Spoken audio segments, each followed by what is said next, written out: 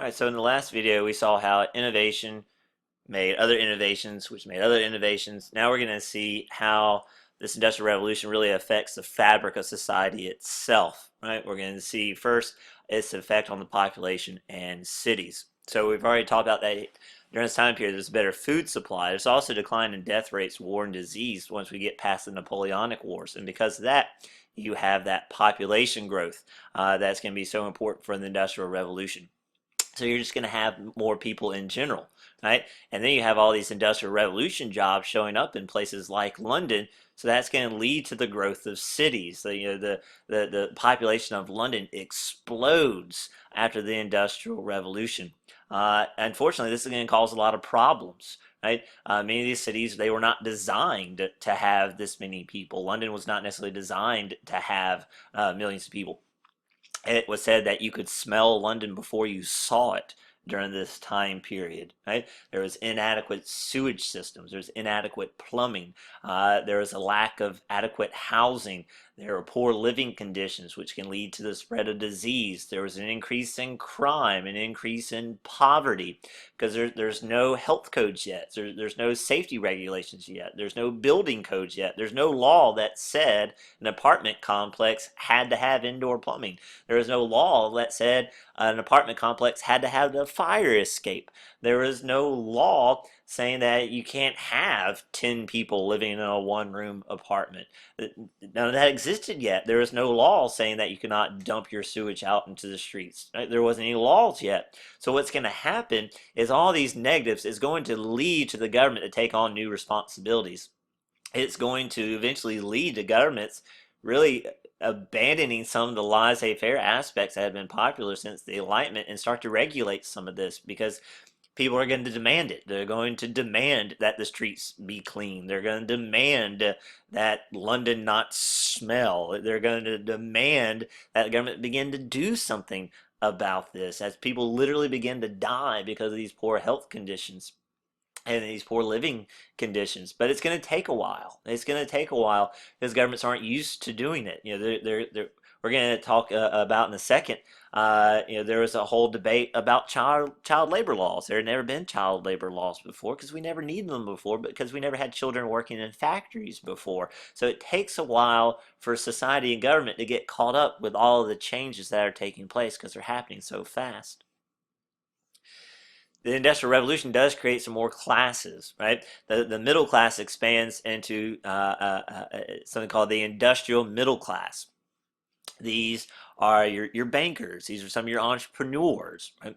And what's going to happen is some of these are going to become so wealthy that they begin to merge with the traditional nobility. You get to the 1800s, and some of the traditional noble families, they are still noble technically, and a lot of them still even own their property, their big mansions, like you see in Downton Abbey or something, but they are losing money. And then you have these super rich commoners. And so for the first time, it becomes acceptable for a traditional noble family to marry a commoner, as long as that commoner is fabulously wealthy. Right? So, for instance, the Duke of Marlborough, he'll marry a common woman, right? But that common woman brings a lot of money into the marriage with her as a dowry, so it was seen as acceptable. So, what is going to unite these commoners and these noble families, traditional noble families, is money. And it begins to change the social structure. But also, it just creates new opportunities for everyone. There are more ways to become middle class. The middle class grows and grows and grows and grows.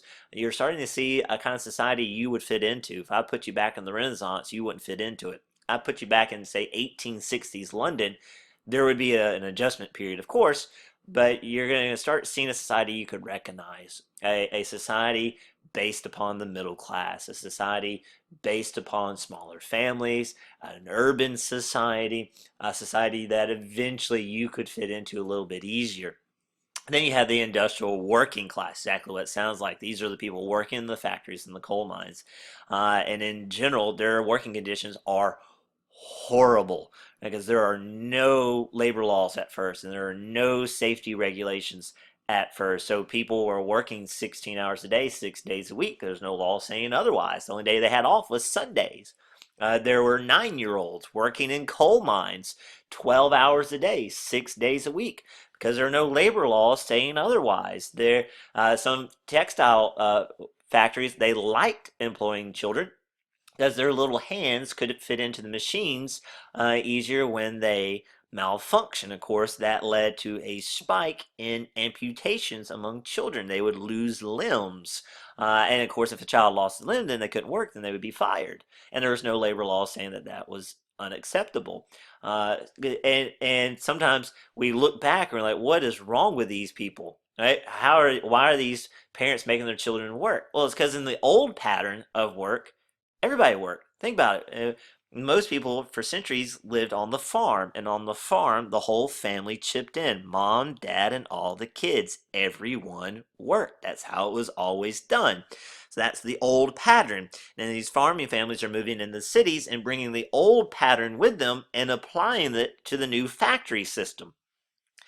So it's going to take a while for society to kind of readjust and go, all right, look, working on the farm is very different than working in the factory. Working on the farm, making your child help you on the farm, that was okay. Your child working in the factories or the coal mines, not okay, right? Some of these children that work in the coal mines, they would die in their early 20s because they would spend their entire childhood breathing in coal dust, right? It was horrible. And eventually, there's going to be an outcry. People are going to demand that governments make labor laws banning children from working. And now, at first, it's not an outright ban; it's just simply a decrease in hours and an increase of what age you could start to work. But we took this old pattern and we apply it to the new factory system, and we realized it just doesn't work. And so, once again, what you're having is the Industrial Revolution is benefiting some greatly, but you have a lot living in horrible conditions and working in horrible conditions, and that's what causes a rise in early socialism. The goal of early socialism was simply the improvement of lives of the working class. That they thought that perhaps if society, if not individuals, but if society, usually in the form of government, if society owned the means of production, then society would eliminate competition. And if there's no competition, that would allow for the improvement of benefits for the working class. And early experiments in this, some were successful, some failed. What some factory owners did, they would build their factory and then they would build literally a village around that factory. And everything would in that society, small little society, would relate around the factory. So you'd live near the factory, you'd work near the factory, there'd be a school near the factory for your children. And some of these factory owners that did this experiment would pay their workers better. And what some of them found was, if I pay my workers better, they're actually happier. And if they're happier, they work harder for me. So society is going to start to realize the benefits of improving the lives of the working class. It actually makes better workers. It's just slow going because it seems counterintuitive. Increase the amount of money you give to your workers and you'll make more money. At first glance, that doesn't make any sense whatsoever. So it's going to take a while. And what it's going to take is a lot of political will. It's going to take protests. It's going to take complaints. It's going to take newspaper articles. It's going to take journalists touring the factories, writing. It's going to take people taking pictures with the camera, that new invention of the camera, showing these children coming out of the coal mines completely covered in coal dust at age 10 and just looking absolutely dejected and broken. And eventually society is going to realize we're going to have to step in and we're going to have to regulate certain things we've never done before, like working conditions and like living conditions.